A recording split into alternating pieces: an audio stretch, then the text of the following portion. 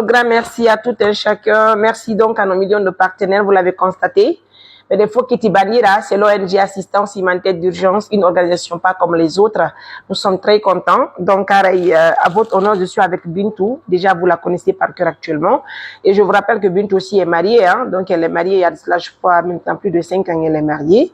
Donc, gros bisous à tout le monde. Hein? C'est pour la cérémonie de l'enfant de Nene que nous avons rencontré tout récemment.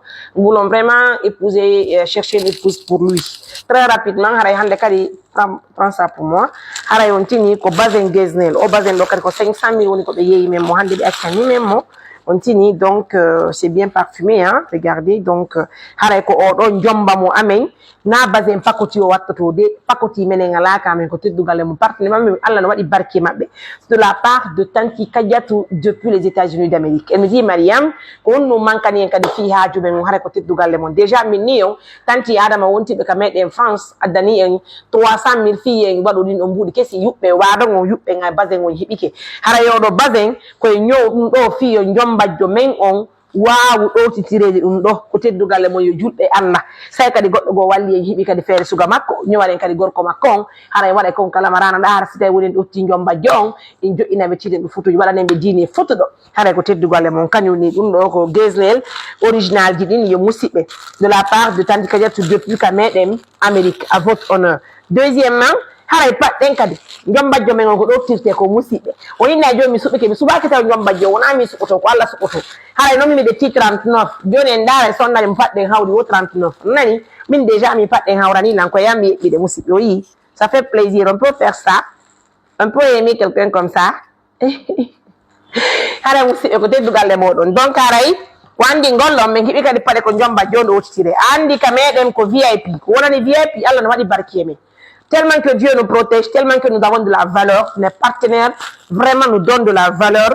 Mais waliti en wala nawr golle men de yeso en tigi vraiment de weltani Allah weltani jubbe Allah be fo musibe.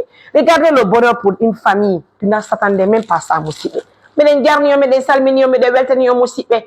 Meden yin yon kadi sadi mon ko toli meden weltani yo murade mojjuru. Ha jon e ronko taw andude ko torna jombo won en jombude. Himbe boy ni lan jombo won en mo woni bundo kono accemi lan do musibe.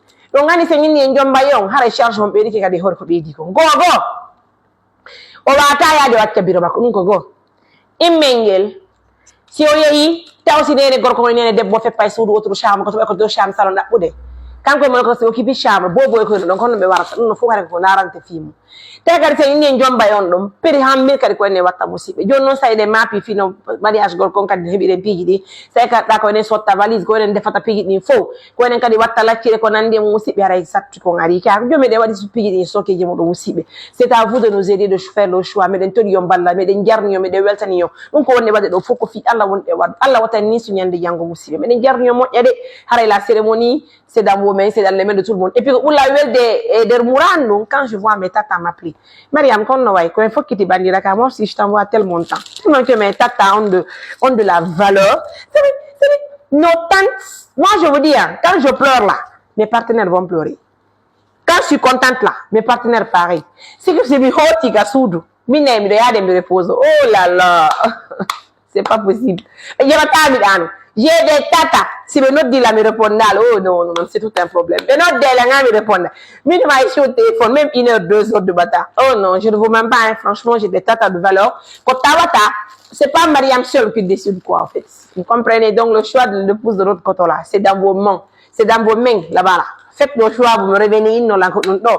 Vous m'avez donné la mine vraiment. Vous m'avez dit que des soins qui y m'ont donné. Donc, ça va.